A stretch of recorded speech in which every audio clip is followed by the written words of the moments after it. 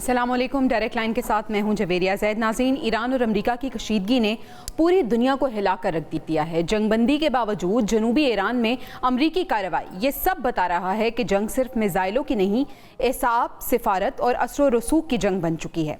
लेकिन इस सारे बहरान में एक नाम गैर मुतवक्के तौर पर उभरा है और वो है पाकिस्तान। आलमी मीडिया, तुर्क ज़राए ब्लाग और सिफारती हल्के ये तस्लीम करने लगे हैं कि पाकिस्तान ने ईरान अमरीका कशीदगी में खामोश सालिस का किरदार बाखूबी अदा किया। सवाल यह है कि आखिर पाकिस्तान ही क्यों? जवाब सादा सा है कि पाकिस्तान ही वो वाहिद मुल्क है जिसके ताल्लुकात चीन, अमरीका, सऊदी अरब, ईरान और खलीजी दुनिया सबके साथ बैक वक्त मौजूद हैं। यही वजह है कि आज इस्लामाबाद सिर्फ जोग्राफिया नहीं, सिफारती पुल बनता दिखाई दे रहा है। मगर दूसरी तरफ एक और बड़ी तस्वीर बन रही है। ट्रंप की जानिब से सऊदी अरब और पाकिस्तान को इब्राहिम अकॉर्ड में शामिल होने का मशवरा दिया जा रहा है और ईरान डील को इसराइल को तस्लीम करने से जोड़ना दरअसल ये नई मशरिक़ वस्ता पॉलिसी का इशारा है। अमेरिका ये चाहता है कि अरब दुनिया इसराइल के साथ खड़ी हो और ईरान को महदूद किया जाए, लेकिन सवाल बनता है कि क्या ऐसा मुमकिन है? इसी दौरान चीन खामोशी से अपनी चाल चल रहा है। वज़ीर आज़म का दौरा चीन, मुश्तरका एलामिया, स्ट्रेटेजिक शराकतदारी को मज़ीद गहरा करने का ऐलान और बीजिंग की जानिब से पाकिस्तानी किरदार की खुलकर तारीफ, ये सब महज रस्मी बयानात नहीं, ये इस बात का इशारा है कि चीन पाकिस्तान को खित्ते में अपने अहम तरीन पार्टनर्स के तौर पर देख रहा है। असल सवाल अब ये नहीं है कि दुनिया की सबसे बड़ी ताकत कौन है। असल सवाल ये है कि आने वाले दौर में ताकत का मरकज़ क्या होगा।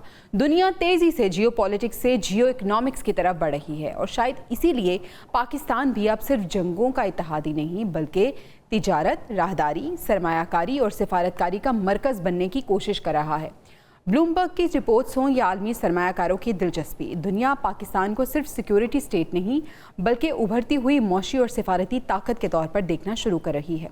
लेकिन फैसला कुन सवाल अब भी बाकी है कि क्या पाकिस्तान वाकई जियो पॉलिटिकल पुल से जियो इकोनॉमिक हब बन सकेगा? तमाम सवालों के जवाब जानने के लिए पैनल मेरे साथ मौजूद है। पैनल का तारुफ आपसे करा देती हूँ। आज के डिस्कशन के लिए तहरीके जवानान के चेयरमैन अब्दुल्ला गुल साहब हमें ज्वाइन कर चुके हैं। इसके साथ साथ डॉक्टर मुनव्वर हुसैन साहब IR एक्सपर्ट और स्टूडियोज़ में नसीर वागा साहब ने हमें ज्वाइन किया है। आप तीनों मेहमानों का बहुत शुक्रिया अदा करना चाहूँगी। अब्दुल्ला साहब, डिस्कशन का आगाज़ मैं आपसे कर लेती हूँ। सर, ये ईरान अमेरिका कशीदगी में अब जो हम देख रहे हैं कि जंगबंदी है, लेकिन जनूबी ईरान में अमेरिका की जानिब से जो कार्रवाइयाँ की जा रही हैं, एक तरफ अमेरिका कह रहा है कि हम माहिदे के बहुत करीब हैं, हम संजीदा हैं, ईद के बाद कोई बड़ा ब्रेक थ्रू होने का भी इम्कान है। दूसरी तरफ ये कार्रवाइयाँ कैसे देखते हैं आप सर? सूरत हाल ईद के बाद क्या सूरत हाल बेहतरी की तरफ जाएगी या बिगड़ती हुई? अब ईद भी बस कुछ घंटों की दूरी पे है, कल ईद है। बिस्मिल्लाहिर्रहमानिर्रहीम, बहुत बहुत शुक्रिया। देखें, सबसे पहले तो पेश की ईद मुबारक और अल्लाह ताला अरफात के मैदान पर हमारी दुआएं कबूल फरमाए। जो हुजाज कराम गए हैं, इंशाल्लाह यकीनन बेहतरी होगी। आपने बड़ी खूबसूरत बात की है।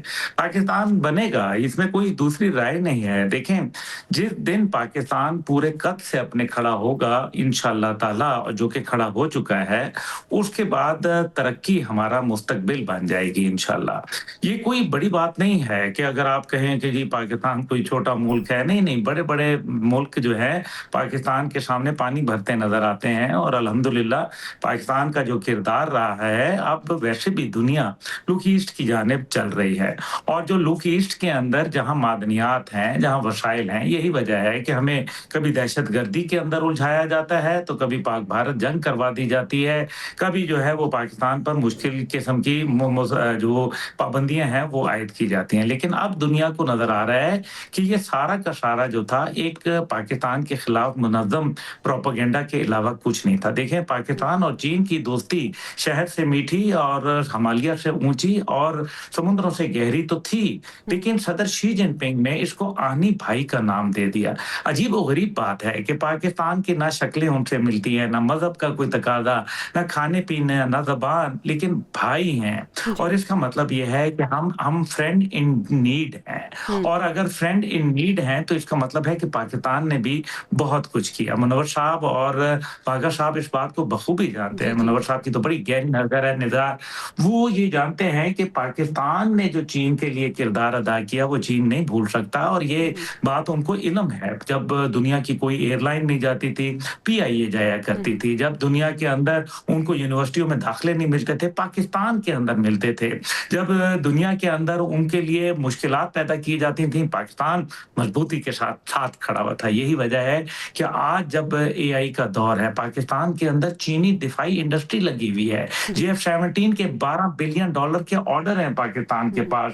तो हम क्यों, मेरे ख्याल में जवेरिया बीबी, हम क्यों परेशान हैं? पाकिस्तान जरूर तरक्की करेगा। हमारे डॉक्टर्स, हमारे इंजीनियर्स, हमारे स्टूडेंट्स अब वहाँ इस जो ये जिसको हम कहते हैं कि दूसरी किस्म की जो टूरिज्म है, यानी कि एजुकेशनल टूरिज्म है, मेडिकल टूरिज्म है, अब इसके अंदर भी कदम पाकिस्तान और चीन ने रख लिया। और अब आज जो वजीर आजम ने जो एक इनकलाबी काम किया वो ये है कि ज़राअत के शोबे में पाकिस्तान पहले भी ज़रई मुल्क है और ज़रई मसनूआत के अंदर अगर हम अपने आप को एक तब्दीली ले आते हैं और अपनी पैदावार को मजीद वुसअत देते हैं तो दुनिया में जो फूड शॉर्टेज है, खास तौर पे जो गल्फ ममालिक की ज़रूरियात हैं, वो पाकिस्तान तनहा पूरा कर सकता है। और यही वजह है कि जो पाकिस्तान चीन की शराकतदारी है अब वो एक इक्तसादी जो मोड़ है उस पे आ गई है। मेरी आखिरी बात इसके अंदर जो इम्पोर्टेंट है वो ये है कि पाकिस्तान ने अस्करी सतह पर अपना लोहा मनवाया, पाकिस्तान ने सिफारती सतह पर अपनी कामयाबी को दुनिया के सामने रखा और अब इसको कन्वर्ट कर रहे हैं अब मुआशी तरक्की के अंदर। अच्छा अब्दुल्ला साहब, मैंने ये डिटेल से रखा हुआ था सेकंड राउंड के लिए टॉपिक, लेकिन क्योंकि आपने आगाज इससे कर लिया तो मेरे ख्याल में मैं फर्स्ट राउंड में अब इसी पे बात करना चाहूँगी वागा साहब, और यही सवाल मैं आपके सामने भी रखना चाहूँगी। बाद में फिर हम जंग की सूरत हाल और ईरान अमेरिका तनाज़े की बात करेंगे कि सर पाकिस्तान क्या जियो इकनॉमिक हब बन सकेगा, और ये जितनी सिफारती महाज पे पाकिस्तान को कामयाबी हो रही है क्या इसका फ़ायदा मौशी मैदान में होगा? फिर चीन के साथ जो हमारे रवाबित जो बहुत पुराने हैं, बहुत गहरे हैं हमारे मरासिम, और अब ये चीन का जो हालिया दौरा है, कैसे इस सारी चीज़ों को आप कनेक्ट करते हैं? एक तो मैं यहाँ आपको बताऊँ कि अगर हम थोड़ा सा माजी में चले जाएँ, पाकिस्तान की जो कराची की सी पोर्ट है वो दुनिया की बेहतरीन सी पोर्ट्स में शामिल है।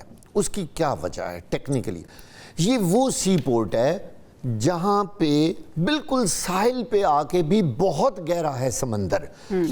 पूरी दुनिया बिजनेस हब के तौर पर उस जगह को तलाश करती है जहाँ ऐसा सी पोर्ट हो, लेकिन बदकिस्मती से एक ख़ास मंसूबे के तहत कराची की बजाय सारी तरक्की दुबई और यूएई की पोर्ट्स पे चली गई।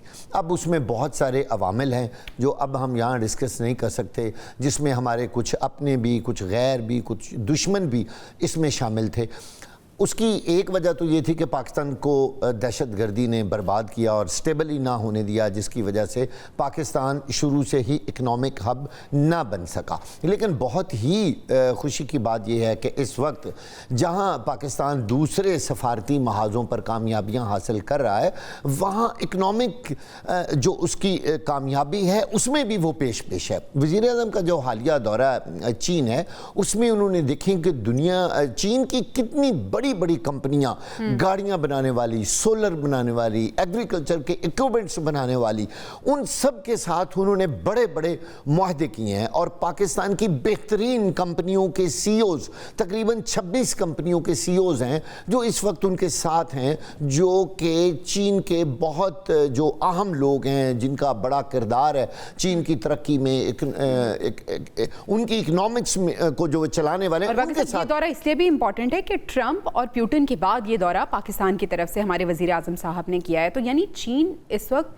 बहुत ज़्यादा अहमियत हासिल कर चुका है, बीजिंग इस वक्त बहुत इंपॉर्टेंट बन चुका है। यकीनी तौर पे देखें, ये नज़र आ रहा है कि आने वाला जो वक्त है, यूँ महसूस हो रहा है कि बीजिंग बहुत बड़ा सेंटर बनने वाला है, मुआशी सेंटर भी और पावर का भी एक सेंटर बनने जा रहा है। और इसमें पाकिस्तान उसका बेहतरीन स्ट्रेटेजिक पार्टनर है हर लिहाज से, इकॉनमी के लिहाज से। मैं यहाँ ये मिसाल देना चाहता हूँ, मेरा ख्याल में दुनिया में अगर दोस्ती की कोई बेहतरीन मिसाल है मुख्तलिफ ममालिक के दरमियान तो वो पाकिस्तान और चीन से अच्छी मिसाल कोई हो ही नहीं सकती, जिनके दरमियान आज तक कभी ज़र्रा बराबर भी ताल्लुकात ख़राब नहीं हुए, बल्कि हमेशा से उनके ताल्लुकात जो हैं वो आने वाले वक्त में बेहतर से बेहतर होते गए। पाकिस्तान का इस वक्त दुनिया भर में जो बेहतरीन दोस्त है वो चाइना है, सऊदी अरब है, बाकी भी ममालिक से पाकिस्तान ने इतने बेहतरीन ताल्लुकात रखे हैं। पाकिस्तान की जो सफारती माज पे कामयाबी है ना, उसकी वजह ही बहुत बड़ी ये है कि वो कभी भी किसी एक मुल्क की गोद में नहीं गिरा, उसने हमेशा सबको बराबर की सतह पर डील किया है। और इसी कामयाबी की वजह से पाकिस्तान इंशाअल्लाह मुस्तकबिल में हर हाल में इकनॉमिक्स के लिहाज से एक बहुत बड़ा हब बनने जा रहा है। और आप देखिए, अल्लाह करे गवादर कामयाब हो, वहाँ डेवलपमेंट जल्द अज जल्द हो, तो आप देखिएगा कि पाकिस्तान दुनिया में किस तरह एक चमकता सितारा बन के सामने आएगा और पाकिस्तान के मुआशी हालात किस हद तक बेहतरीन होने जा रहे हैं आपके सामने आपको वक्त बताएगा। इस वक्त भी पाकिस्तान का जो ग्राफ है इकनॉमिक्स का, जैसे बहुत सारी इंटरनेशनल इदारे जो हैं वो पाकिस्तान को बेहतरीन रेटिंग दे रहे हैं, वो इस बात का सबूत है कि पाकिस्तान इस वक्त दुनिया में मुआशी तरक्की में अहम तरीन ममालिक के साथ साथ चल रहा है, जिसकी वजह यकीनी तौर पर चाइना है और बाकी दूसरे ममालिक, सऊदी अरब हमारे साथ है, यूएई हमारे साथ है। कोई भी जंग हो, कोई भी दुनिया के हालात ख़राब हो, पाकिस्तान ने कभी किसी मुल्क से अपने ताल्लुकात ख़राब नहीं किए। इवन के ईरान के साथ पाकिस्तान के कितने आइडियल ताल्लुकात हैं, अमेरिका के साथ हैं, चाइना के साथ हैं। कोई मुल्क ये नहीं कह सकता कि पाकिस्तान हमारा दुश्मन है और वो दुनिया में सिर्फ एक मुल्क है, वो है भारत, जो शरारतबाजी से बाज नहीं आता, जो किसी भी तरह पाकिस्तान को फलता फूलता और कामयाब मुल्क नहीं देख सकता, इसके अलावा कोई मुल्क नहीं। बिल्कुल ऐसे ही है, बिल्कुल ऐसे ही है। डॉक्टर मुनव्वर हुसैन साहब ने भी हमें ज्वाइन कर लिया। डॉक्टर साहब, हम बात कर रहे हैं पाक चाइना ताल्लुकात के हवाले से, हम बात कर रहे हैं वज़ीर आज़म के हालिया जो चाइना का दौरा है उसकी हम बात कर रहे हैं। सर, आप इस दौरे को किस तरह से देख रहे हैं और क्या आप समझते हैं कि ऐसे टाइम में पाकिस्तान के लिए ये बड़ा इम्पॉर्टेंट है कि जो सिफारती महाज पे पाकिस्तान ने कामयाबियां हासिल की हैं, पाकिस्तान के जो ताल्लुकात हैं, जो पाकिस्तान के रिलेशनशिप हैं चाइना के साथ और दूसरी कंट्रीज़ के साथ, पाकिस्तान की ये रिलेशनशिप का फ़ायदा अब मौशी मैदान में भी होगा और मईशत भी हमारी बेहतर होगी और पाकिस्तान को, पाकिस्तान के अवाम को इसका फ़ायदा होगा? जवेरिया, पहले तो आपको, आपके मेहमानों को, टीम को, देखने वालों को सलाम। देखें, ये दौरा 3 लिहाज से बहुत अहमियत का हामिल है। पहले जो सिस्टमिक लेवल पे अगर आप देखें तो जो तब्दीली रूनुमा हो रही है और उसमें प्रेसिडेंट ट्रंप का जो दौरा हुआ चाइना का, उसमें पहली मर्तबा चाइना को as a equal partner, as a equal power के तौर पे लिया गया। और चाइनीज प्रेसिडेंट जी ने भी ये कहा जब वो बैंक्वेट हॉल के अंदर अपनी स्पीच दे रहे थे कि क्या हम थ्यूसिडिटीज ट्रैप का शिकार हों या फिर एक कंस्ट्रक्टिव एंगेजमेंट के तहत, एक कंस्ट्रक्टिव स्टेबिलिटी की स्ट्रैटेजी के तहत हम आगे मूव करें। और फिर उन्होंने जो प्रेसिडेंट पुतिन के साथ भी जो 2019 के अंदर एग्रीमेंट था उसकी तौसीक दी, जिसके मुताबिक एक स्ट्रैटेजिक पार्टनरशिप रहेगी।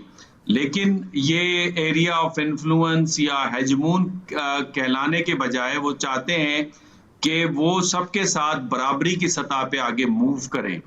और इसी तनाज़ुर में जब बैनुल-अक़वामी सतह पे मल्टीपोलैरिटी एमर्ज कर रही है और उसमें ट्राइपोलर वर्ल्ड में हम रह रहे हैं, उसमें पाकिस्तान का दौरा as a middle range power के प्राइम मिनिस्टर का दौरा, चीफ ऑफ आर्मी का दौरा बड़ा अहमियत का हामिल है, बिकॉज पूरी दुनिया जो है वो तब्दीलियों से गुजर रही है।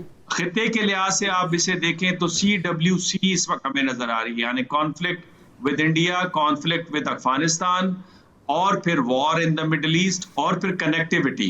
ये 3 बुनियादी तौर पे अवामिल आपको नजर आते हैं और इस जंग के रुकवाने में चाइना का भी मफाद है, पाकिस्तान का भी है, खित्ते के ममालिक का भी है। और पाकिस्तान वो वाहिद मुल्क है जो कि दोनों ममालिक या तीनों ममालिक के दरमियान में एक बैलेंस किरदार अदा करते हुए राब्ते का एक जरिया है। और इस वजह से भी कि इससे कनेक्टिविटी मुतासर हो रही है और कनेक्टिविटी आगे जाएगी तो खित्ते के अंदर खुशहाली होगी। आ जाते हैं बायलैटरल लेवल पे, तो 1960 से लेकर जो हमारे ताल्लुकात हैं और 70 में जो स्ट्रेटेजिक ताल्लुकात में तब्दीली आपको नजर आई, उसमें ये ताल्लुकात 3 एरियाज के अंदर बड़े नुमायां हैं। एक तो आपकी सिक्योरिटी के लिहाज से, बिकॉज पाकिस्तान और चाइना की जो कुर्बतें हैं वो साउथ एशिया में बैलेंस ऑफ पावर के तौर पे एमर्ज करता है, या काउंटर बैलेंस के तौर पे आप इसे देख सकते हैं। सही। दूसरा ये कि आपकी ज्वाइंट प्रोडक्शन है, ज्वाइंट एक्सरसाइजेज हैं, जिसमें शाहीन है, वॉरियर्स है, जेएफ थंडर है, हिंगोर क्लास की आप सबमरीन का जो है वो भी पैदावार कर रहे हैं। सफारती लिहाज से दोनों की जो सिंक्रोनाइजेशन है वो बड़ी नुमायां है रीजनल और इंटरनेशनल इश्यूज पे, और इफ्स एंड बट्स नहीं है। चाइना वन पॉलिसी को हम अप्रूव करते हैं और पाकिस्तान के जो रीजनल इश्यूज हैं उसमें चाइना हमें बैकिंग करता है। और तीसरा माशी लिहाज से जो कनेक्टिविटी सीपैक का प्रोजेक्ट है,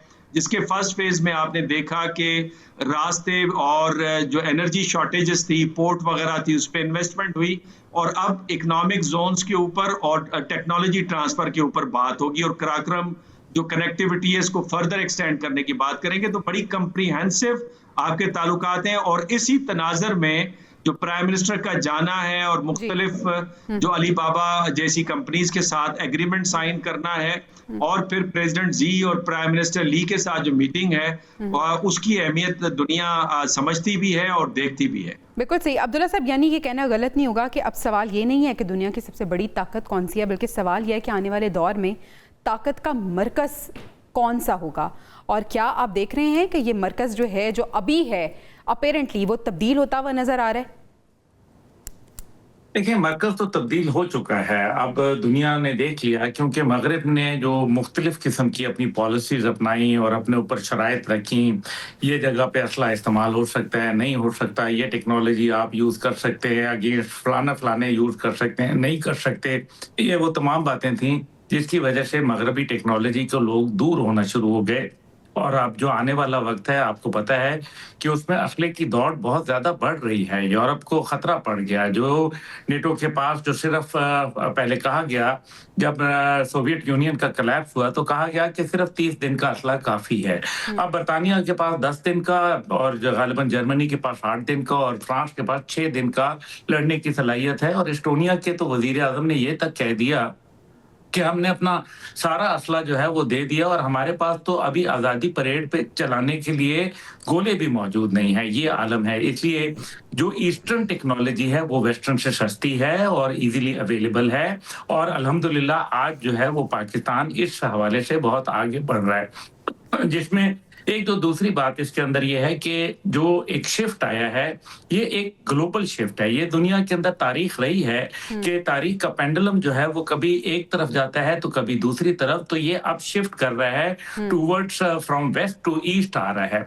और साथ ही साथ खित्ते के अंदर जो तब्दीली आ रही है, देखिए सबसे बड़ी बात है कि आपके पास 3 कंपोनेंट्स हैं। एक आपके पास माइंस एंड मिनरल्स हैं, जो तकरीबन $6 ट्रिलियन के रिसोर्सेज आपके पास बलूचिस्तान और सिर्फ सिंध के अंदर मौजूद हैं। जो दूसरी जानिब ह्यूमन रिसोर्सेज हैं, आपके पास एक पढ़ी लिखी यूथ है जो इस टाइम पे इंगेज होना चाहती है, और दुनिया के अंदर जहां भी वो जाती है अपना मलका वो हासिल करती है। तीसरी चीज इसके अंदर है कि आपके पास एनर्जी रिसोर्सेज क्या है। ईरान की शक्ल में, हमें गल्फ की शक्ल में अब एनर्जी रिसोर्सेज मिल रहे हैं, और जो पाकिस्तान का जो एक पाकिस्तान एनर्जी कॉरिडोर जो पाकिस्तान मैरीटाइम एनर्जी सिटी जो बनने जा रही है, ये बड़ी अहमियत की हामिल है, क्योंकि उसकी सबसे बड़ी वजह यह है कि ये जो सिटी है इसके अंदर कुवैत और सऊदी अरब अपना स्ट्रेटेजिक ऑयल रिजर्व्स और उसके साथ साथ जो अपने दीगर मसनूआत हैं उनको स्टोर करने के लिए वो एक जगह हासिल करना चाहते हैं। जिसका मतलब है कि पाकिस्तान एक नया गवादर पोर्ट बनाने जा रहा है, और ये पोर्ट जब बनेगा तो जिस तरह नसीर वाघा साहब ने कहा वो बात दुरुस्त है कि कुछ ममालिक को तकलीफ है, और यही वजह है कि ये ग्रेट गेम खेली जाती है। Pakistan is well aware of that, और पाकिस्तान जो अब अपनी टेक्नोलॉजिकल एडवांटेज है उसको अल्हम्दुलिल्लाह एक स्ट्रेटेजिक एडवांटेज के अंदर तब्दील करते हुए अब एक इलाकाई पुरअमन अंदाज में, देखिए विन विन सिचुएशन क्या है। हमने जो चाइना से लर्न किया वो ये है कि हमने मिल के चलना है। अमेरिका का मॉडल ये था कि हमने हासिल कर लेना है, वेनेजुएला के सदर को पकड़ लेना है और उनके तेल के ज़खायर पर कब्जा कर लेना है, फलाना। लेकिन ऐसा काम यहाँ नहीं हो रहा। यहाँ दुनिया के अंदर कोशिश की जा रही है कि पुरअमन अंदाज के अंदर मामलात को आगे बढ़ाया जाए। बिल्कुल सही। अब्दुल्ला साहब, आपका पॉइंट आ गया। वाक़ई साहब, आपसे मैं जानना चाहूँगी कि क्या वाकई चीन मशरिक़ वस्ती में अमेरिका के मुतबादिल के तौर पर सामने आ रहा है, उभर रहा है? लेकिन अभी हमें ब्रेक लेनी है, ब्रेक से वापस आएंगे तो ये सवाल आपके सामने रखूँगी। Stay with us. Welcome back. वाक़ई साहब, सवाल वही आपके सामने रखना चाहूँगी। ब्रेक से पहले जो हम डिस्कस कर रहे थे कि चीन की जो इम्पोर्टेंस है मशरिक़ वस्ती में, क्या वाकई अब चीन जो है वो अमेरिका के मुतबादिल के तौर पर सामने उभर कर आ रहा है या आ चुका है? कैसे देखते हैं आप? देखिए, ये तो सारी दुनिया को नज़र आ रहा है कि चीन कितनी तेज़ी से मुआशी लिहाज से भी और पावर के लिहाज से भी आगे जा रहा है, और यकीनी तौर पर ये अमेरिका के लिए एक बहुत बड़ा थ्रेट है। अमेरिकी सदर का चीन में आना और उनके इस्तकबाल का तरीक़ाकार, और उन्होंने सारी चीज़ें वहाँ नोट कर ली हैं जी कि चाइना इस वक्त कहाँ खड़ा है। चीनी सदर ने ट्रंप को एक पैगाम तो ज़रूर दे दिया है कि जो आपके जहन में भूल है ना, वो निकाल दें। अब बीजिंग जो है वो मरकज़ बनेगा, ख़ास तौर पर इस खित्ते का तो वो पहले मरकज़ बन चुका है और अब वो पूरी दुनिया का मरकज़ बनने की पूरी कोशिश करे। अच्छा वाक़ई साहब, यहाँ पे एक पॉइंट ये भी है कि जब डोनाल्ड ट्रंप का चाइना का दौरा था तो बहुत ज़्यादा एक्सपेक्ट किया जा रहा था कि ये जो कॉन्फ्लिक्ट है इसको रिजॉल्व करने के हवाले से भी कोई बात होगी। तो क्योंकि अब हमने कॉन्फ्लिक्ट की तरफ बढ़ना है, उसके बारे में बात करनी है, तो क्या चाइना कोई रोल प्ले कर रहा है या कर सकता है, या जिस तरह का करना चाहिए वैसा नहीं कर रहा? देखिए, चाइना एक अपनी स्ट्रेटजी लेके बैठा हुआ है। वो चाहता है कि जब तक मुझे ट्रंप खुद ना कहे, मैं खुद किसी किस्म की पेशकश ना करूं। अच्छा। चाइना को अगर ट्रंप खुद कहे कि आप मैदान में आएँ और ये जो हमारा इशू बना हुआ है ईरान के साथ, इसको रिजॉल्व करें, इस खित्ते में आप अमन व अमान के लिए कोशिशें करें, तो ये दूसरे लफ्ज़ों में अमेरिका की हार होगी और चाइना की जीत होगी। यही वजह है कि ट्रंप ने इंतहाई, जिसे कहते हैं ना, अक्लमंदी से ये पत्ता वहाँ खेला है कि वो इस सिलसिले में बिल्कुल खामोश रहा है, और उसने ये जाहिर ही नहीं होने दिया कि वो ईरान से किस हद तक परेशान है। जबकि दूसरी जानब आप देख रहे हैं कि ईरान बार बार कह रहा है कि हम जीत चुके हैं, और आज तो ईरान के एक बड़े अहम साहब जो उनके वज़ारत ख़ारजा के तर्जुमान हैं, वो बार बार एक लफ्ज़ थप्पड़ का इस्तेमाल कर रहे हैं कि अमेरिका को हमने ज़ोरदार थप्पड़ रसीद किया है। और ये बहुत बड़ी बात है कि इस तरह के अल्फाज इंटरनेशनल मीडिया में वो इस्तेमाल कर रहे हैं। और दूसरी जानब आप देखें, अमेरिका की तरफ से इस तरह का कोई रिएक्शन तो नहीं आ रहा। अलबत्ता वो जो एक कोल्ड वार कर रहा है, वो जो बार बार खामोशी से हमले कर रहा है, ये बड़ी ख़तरनाक बात है। और ईरान जो है वो इस तरह तो फिर जंग बंदी पर आमादा नहीं होगा। बिल्कुल सही, बिल्कुल सही। डोनाल्ड ट्रंप की अगर हम बात करें तो डॉक्टर मुनव्वर साहब, अब ईरान डील को इसराइल को तस्लीम करने से जोड़ना, ये एक नया मूव डोनाल्ड ट्रंप का हमें नज़र आ रहा है। इब्राहिम अकॉर्ड के हवाले से वो कह रहे हैं कि सऊदी अरब, पाकिस्तान जो है वो इब्राहिम अकॉर्ड में शामिल हो जाएं। क्या मकसद हो सकता है? ये इब्राहिम अकॉर्ड है क्या? हमारे नाज़रीन के लिए प्लीज़ आप वाज़ेह कीजिएगा। और अब तक कितने ममालिक इसमें शामिल हो चुके हैं? और इस वक्त और इस सूरत हाल में डोनाल्ड ट्रंप का ये कहना कि ये जो इस्लामी ममालिक हैं, सऊदी अरब, पाकिस्तान, ये इब्राहिम अकॉर्ड में शामिल हो जाएं, क्या मैसेज दे रहा है? देखिए जवेरिया, इसमें दो तीन चीज़ें हैं। पहली चीज़ तो ये कि हमें ये समझना चाहिए कि ट्रंप एक ऐसे मुश्किलात का शिकार हैं जिसमें आगे आग और पीछे पानी है। सही। यानी एक तरफ तो जूइश लॉबी है जो कि बहुत सरगर्म है और बहुत इन्फ्लुएंशियल है कांग्रेस के अंदर, पेंटागन के अंदर, स्टेट डिपार्टमेंट के अंदर। उसका अंदाजा आप इससे लगा सकती हैं कि जब ये मुआहदा करीब हुआ तो व्हाइट हाउस के अंदर 30 गोलियां चल गई। दूसरा ये कि वहां पे जो एवेलेंजिकल हैं, क्रिश्चियन जायनिस्ट हैं, वो रिलीजियसली जस्टिफाई कर रहे हैं इजराइल की पोजीशन को, चाहे वो जेनेसिस 40 की बात करें या 15.18 की बात करें या जकरिया 42 की बात करें, जिसमें मिसाल के तौर पे लिंडसी ग्राम हैं, टेड क्रूज हैं, एम्बेसडर हक भी हैं, जॉन बोल्टन टाइप लोग हैं। और वो रात दिन जो है वो, अब मैं गलत अल्फाज नहीं कहना चाहता, लेकिन उनका मकरू चेहरा बिल्कुल हमारे सामने आ गया है। और तीसरी तरफ जो है मागा कॉन्स्टिट्यूएंसी है या मेजॉरिटी ऑफ अमेरिकन पब्लिक है, जिनकी तादाद जो है वो 75 से 80% है। वो चाहते हैं कि ये जंग नाजायज जंग है, ये अमेरिका की जंग नहीं है। अब जब ट्रंप कोशिश करते हैं कि मुआहदा हो जाए, कुछ ना कुछ वहां पे हो जाता है। अब गालिबन उसी, मेरा हंच ये है कि उसी प्रेशर को टैकल करने के लिए उन्होंने ये शोशा छोड़ा है। लेकिन उनको ये बात नहीं समझ आई कि भाई मुआहिदा इब्राहिमी क्यों कर ज्वाइन करेगा अरब वर्ल्ड और मुस्लिम वर्ल्ड इंक्लूडिंग पाकिस्तान, जबकि फलस्तीन का मसला जूं का तूं है।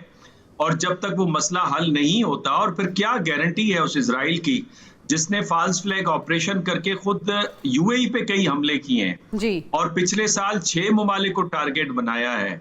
नेतन्याहू को तो खून चाहिए, बिकॉज अदरवाइज तो वो तो जेल में जाएगा। जो उसके ऊपर करप्शन के चार्जेस हैं और जो उसकी इस वक्त पॉपुलैरिटी है, उसके तहत वो तो नहीं बच पाएगा। तो लिहाजा उसे जंग चाहिए, उसे खून चाहिए।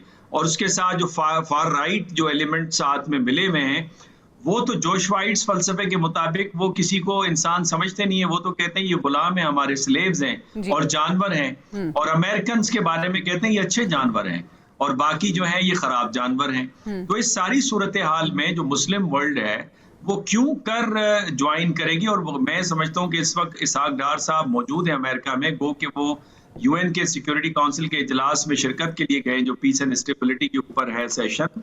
लेकिन वहां पे अमरीकी जो हुकाम है उनसे भी उनकी बातचीत होगी। प्राइम मिनिस्टर इस वक्त चाइना के अंदर मौजूद हैं। चाइना का बहुत बड़ा वजन पीछे है, इनविजिबल जो पावर और इन्फ्लुएंस है वो मौजूद है। और यही वजह है जब प्रेसिडेंट ट्रंप वहां से आ रहे थे तो उनकी बॉडी लैंग्वेज बता रही थी कि वो बड़े डल नजर आ रहे थे। और जो एक नया वर्ल्ड व्यू चाइना ने दिया है कि भाई ये एरिया ऑफ इन्फ्लुएंस की गेम नहीं है, जिसमें आपको याद होगा चाइनीज प्रेसिडेंट जी ने कहा था कि जो चाइना का 15वां 5 साला मंसूबा है और प्रेसिडेंट ट्रंप का जो मागा का जो फ्यूचर विजन है, ये they can go hand in hand. तो इसमें हम कोई हेजमून बनने नहीं जा रहे, लेकिन पीस एंड स्टेबिलिटी जरूरी है, अदरवाइज ट्रेड एंड कनेक्टिविटी नहीं रहेगी। आप भी खुशहाल नहीं रहेंगे। इनफैक्ट अमेरिका उससे मुतासिर हो रहा है। बिल्कुल सही है। अब्दुल्ला साहब, आपका पॉइंट लेना चाहूँगी, मुस्लिम वर्ल्ड आखिर क्यों इब्राहिम अकॉर्ड ज्वाइन करेगा और ये शोशा डोनाल्ड ट्रंप की तरफ से क्यों निकाला गया और उस वक्त निकाला गया जब सूरत हाल दोनों तरफ से लग रहा था कि शायद बेहतरी की तरफ जा रही है और ईद के बाद कोई बड़ा ब्रेक थ्रू होने वाला है? देखिए, इसमें दो बातें बड़ी अहम हैं और सबसे बड़ी बात यह है कि आखिर क्या वजह है कि डोनाल्ड ट्रंप साहब पाकिस्तान की काविशों को एक तरफ सराहते हैं लेकिन फिर ये सैबोटाज करने की कोशिश करते हैं। ये सैबोटाज क्यों करना चाहते हैं, क्या वजह है इनकी? अगर इनके ऊपर इसराइल का इतना ही दबाव है और इनके ऊपर इतने ही इनके जाती कारोबार हावी हो चुके हैं, क्योंकि एक दफा फिर वही कारोबारी खेल है कि एक बयान से जो है वो तेल की कीमतें कम हो जाती हैं, दूसरे बयान से तेल की कीमतें बढ़ जाती हैं। ये गेम अब दुनिया को समझ आ चुकी है, नंबर 1। नंबर 2, इसके अंदर जो है वो अब्राहम एकॉर्ड का जो आपने पूछा था, बुनियादी तौर पे लुब्बे लुबाब ये है कि इसराइल के जितने भी राइवल्स थे उनको किसी तरह से न्यूट्रलाइज किया जाए और इसराइल के साथ उनको तस्लीम करवा दिया जाए, इसराइल की रियासत को।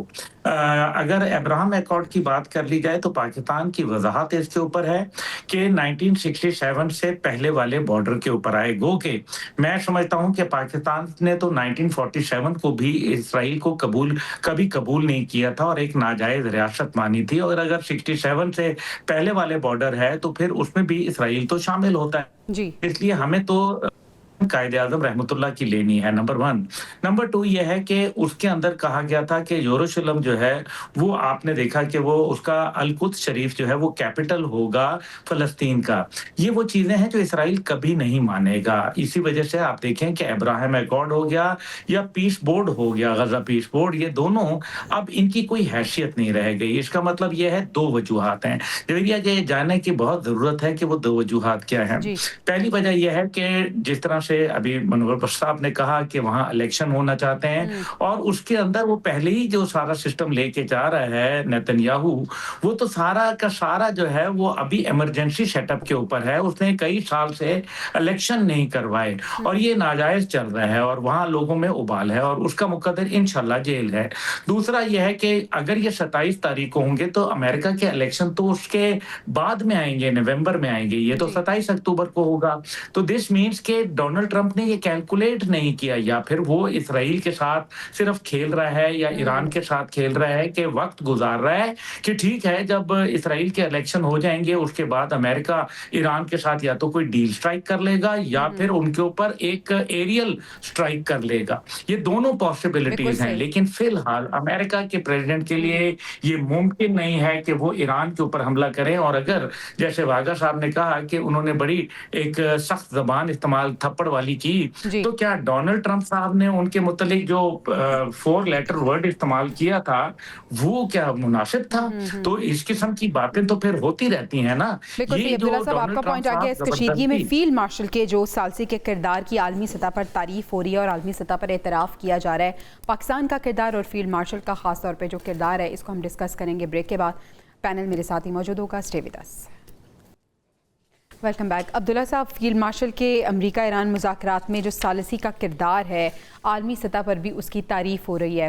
वाक़ई साहब, सबसे पहले आपसे जान लेती हूँ, आप क्या कहेंगे कि जो ये पाकिस्तान का और ख़ास तौर पे फील्ड मार्शल का जो किरदार है, आप इसे कैसे देखते हैं?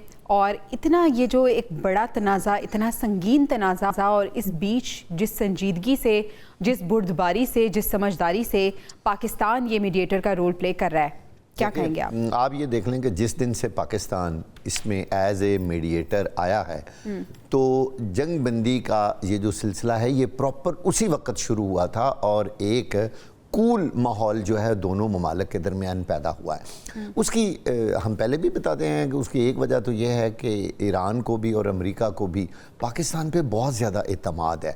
और हैरानकुन बात तो ये है कि चंद साल पहले यही पाकिस्तान था, मैं बड़ी माजरत के साथ कह रहा हूँ, कि जिस पे शायद इतना बड़ा एतमाद नहीं किया जा सकता था, लेकिन इन चंद सालों में ख़ास तौर पर जो पिछले 5-10 साल है इसमें, और अब ख़ास तौर पर मौजूदा दौर में पिछला जो ये 1 साल था जी, उसमें पाकिस्तान के सफारती महाज पे बहुत बड़ी कामयाबियां सामने आई हैं। ख़ास तौर पर हम बार बार उसका जिक्र करते हैं कि जो पाक भारत जंग शुरू हुई और फिर पाकिस्तान ने उसको जिस तरह जीता, उसने दरअसल पाकिस्तान की क्रेडिबिलिटी में इतना इजाफा कर दिया कि फील्ड मार्शल जो है वो एक बेहतरीन फ़ौजी के तौर पर, बेहतरीन हुक्मरान के तौर पर, बेहतरीन सफारतकारी के स्ट्रेटजी जो इंटरनेशनल मीडिया पर बाकी दुनिया के जो ममालिक हैं वहाँ भी उनकी फोर्सेस जो है इंटरनेशनल सेलिब्रिटी के तौर पे हमारे वो सामने आए हैं। तो ये उनकी बहुत बड़ी क्रेडिबिलिटी है कि उन्होंने ईरान और अमेरिका के दरमियान एक बेहतरीन पुल का किरदार अदा किया। और आज के दिन तक आप देख लीजिए, अभी हाल ही में हमारे वज़ीर दाखिला काफ़ी दिन जो हैं वो ईरान में मौजूद थे और उन्होंने वहाँ कितनी अच्छी सफारतकारी की। फिर प्राइम मिनिस्टर गए, फिर चीफ ऑफ आर्मी स्टाफ गए। जब आपको याद हो गए वो दिन जब ये बात बहुत ज़्यादा उठी हुई थी, पूरी दुनिया के अंदर इस जंग का तज़किरा हो रहा था, तो फील्ड मार्शल उन दिनों ईरान में थे। यानी उन्होंने ईरानी जितने अहम लीडर्स थे उनके साथ बैठ के इस तरह बातचीत की है कि अमेरिका ने भी पाकिस्तान पर बिल्कुल ऐसे बहुत ज्यादा दुनिया ने देखा कि जब डोनाल्ड ट्रंप ने कहा कि वो एक सिविलाइजेशन को ख़त्म कर देंगे, उसी के कुछ घंटों बाद ही हमने देखा कि पाकिस्तान की तरफ से एक ऐसा रोल प्ले किया गया जो मेरे ख्याल में पूरी दुनिया और तारीख जो है वो याद रखेगी। डॉक्टर साहब, कैसे देखते हैं आप फील्ड मार्शल के इस किरदार को? पूरी दुनिया पजीराई कर रही है और हमारे नाक़दीन भी तारीफ़ करने पर मजबूर हो गए हैं। जवेरिया, इसमें कोई शक नहीं, जिस तरह की स्ट्रक्चरल एनिमिटी है यूएस और ईरान के दरमियान में, ये एक मौजज़ा था जो फील्ड मार्शल सैयद आसिम मुनीर ने करके दिखाया। और इसकी जो बुनियादी वजह है वो पर्सनल कॉन्टेक्स्ट भी हैं।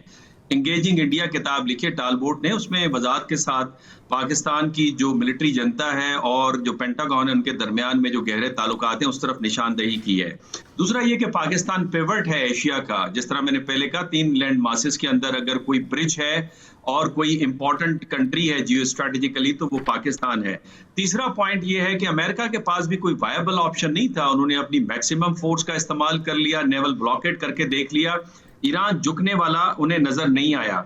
इसके साथ मैं ये भी कहूंगा कि पाकिस्तान के अपने मफादात भी थे। हम एक तीसरा बॉर्डर डिस्टेबलाइज नहीं होना देना चाहते। हमारी जो इकोनॉमिक सिक्योरिटी है वो गल्फ के साथ है और अगर ये मुतासिर होते हैं तो पाकिस्तान की सिक्योरिटी और इकोनॉमिक इंटरेस्ट मुतासिर होते हैं। इसके अलावा मैं ये भी कहूंगा कि इजराइल इस वक्त तक हर्डल है। अभी थोड़ी देर पहले खबर आ रही है कि साउथ लेबनान, जिसके अंदर कुफर जोज, नब्तिया, बुर्ज शुमाली, अरनून जैसे इलाकों के ऊपर एरियल अटैक उसने किए ताकि ये MOU डिस्टर्ब हो जाए। और लास्ट पॉइंट ये कहूंगा, माइकल कुगलमैन ने बड़ी इंटरेस्टिंग कल एक ट्वीट की।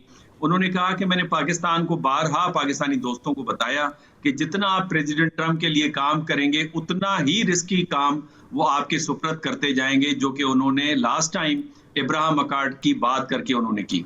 बिल्कुल सही है अब्दुल्ला साहब, यही पॉइंट आपके सामने रखना चाहूँगी। तुर्क मीडिया ने भी एतराफ़ किया है मशरिक़ वस्ता कशीदगी में पाकिस्तान एक काबिल कबूल सालिस के तौर पर सामने आया है। फील्ड मार्शल की जो तारीफ़ हो रही है, सर आप क्या देखते हैं कि ईद के बाद क्या पाकिस्तान के सैर एक और सहरा सजने वाला है कि जो मुज़ाकरात का दूसरा राउंड है वो होने वाला है, और बातचीत क्या आप समझते हैं कि अब अपनी आखिरी स्टेजेस की तरफ बढ़ रही है पाकिस्तान की वजह से?